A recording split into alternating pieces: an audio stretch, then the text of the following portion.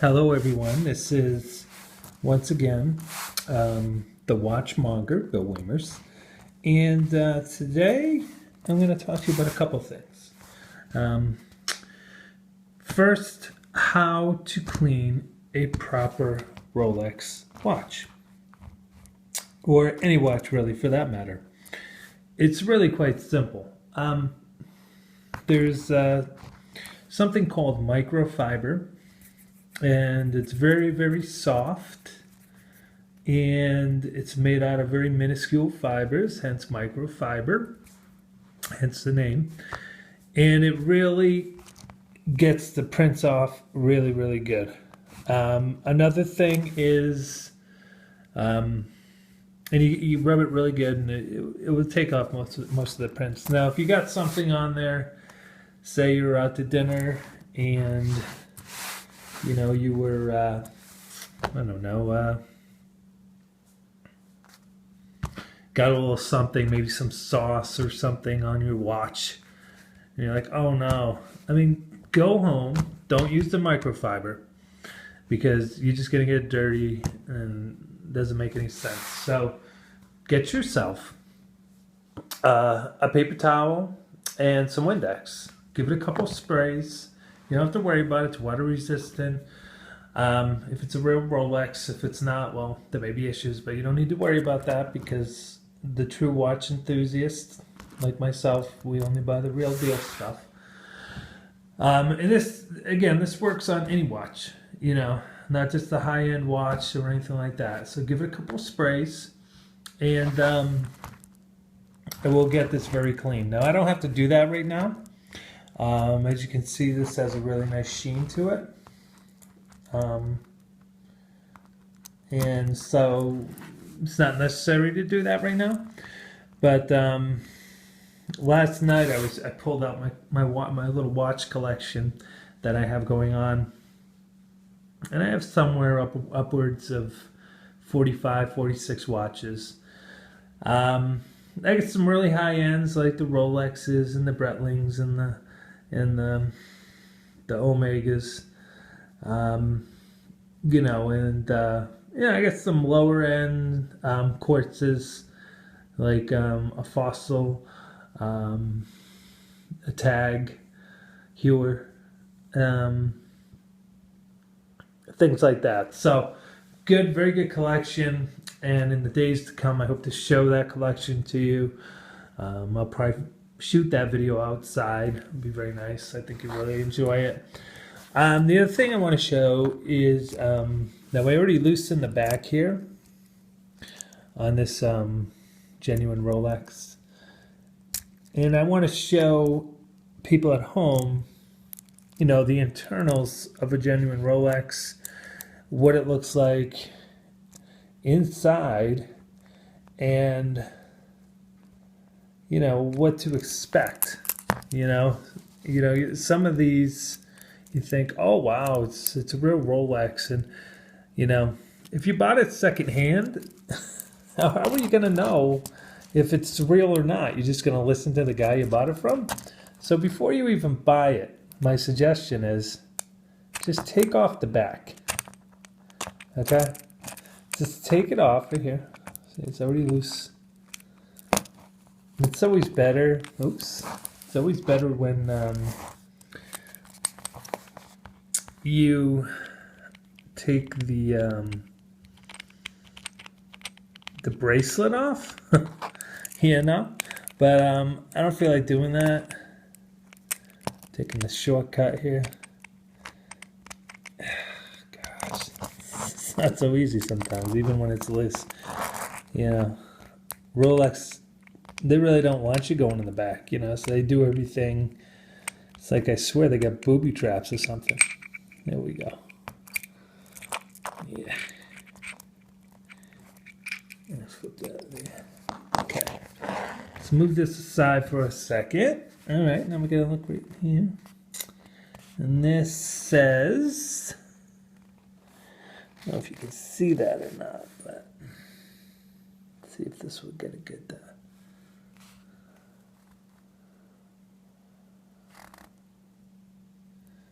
it's not really grabbing. the look here. There we go. See, it says Rolex.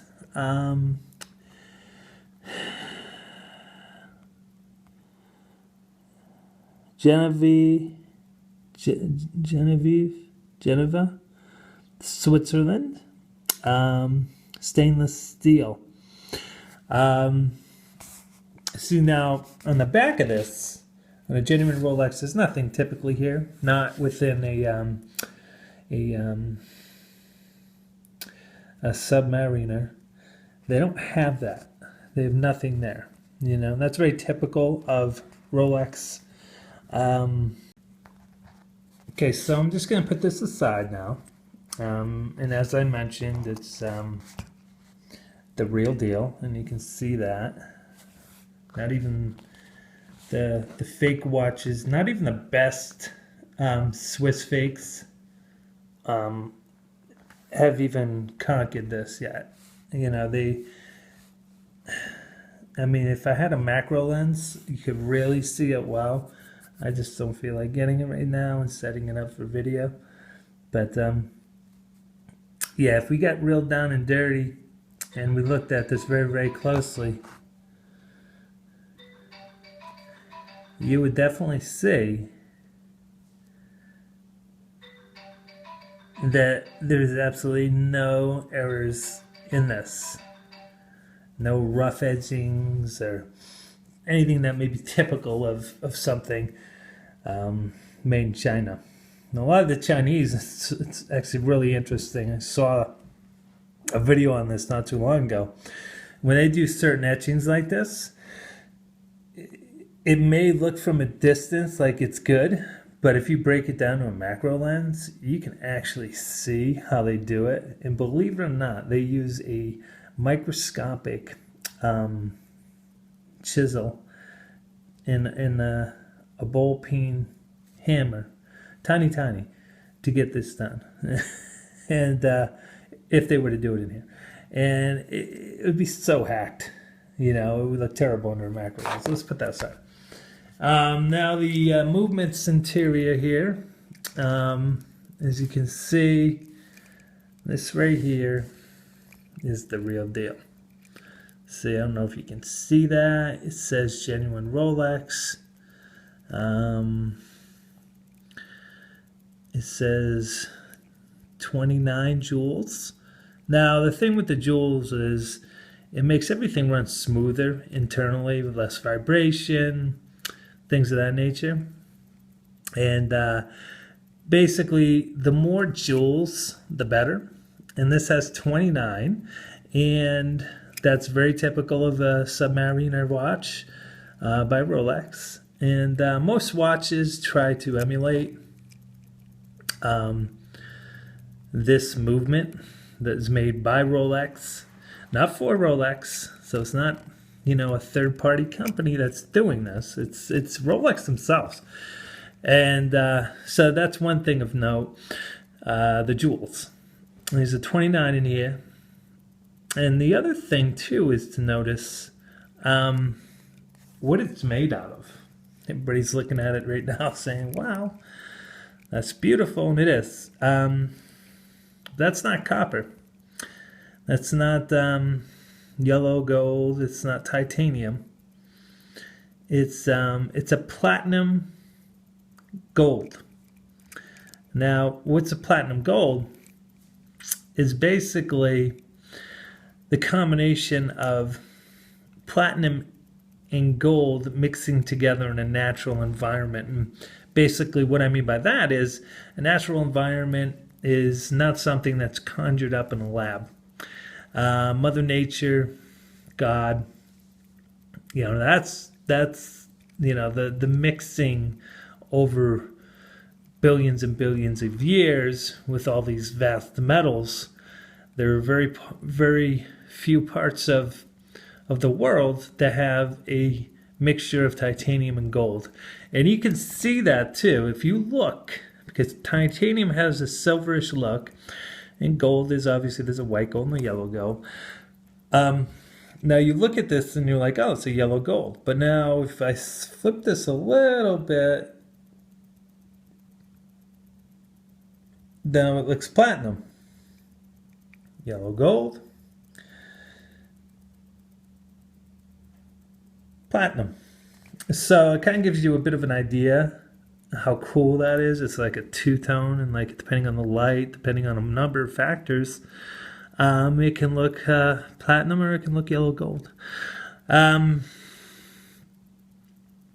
So yeah, and this thing shouldn't be loose, this movement. If it is, it's probably a fake or it's a broken real Rolex. You know, it's just important to note that, you know, when you're looking at a watch, you can't just look at it at face value. Again, yes, this is a perfect looking Rolex. You know, but replicas and fakes and what have you today are pretty decent. This right here is the genuine real deal. And you can tell by how everything aligns. There aren't any mistakes whatsoever. There's 2.5 magnification in the side plops.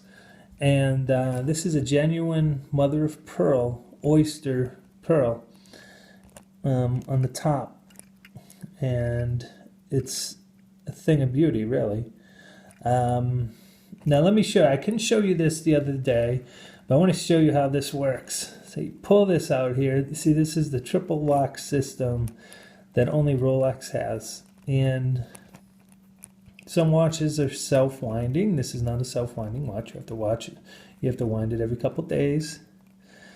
And so it's very smooth too. When you're taking this out, very, very smooth. See that right there?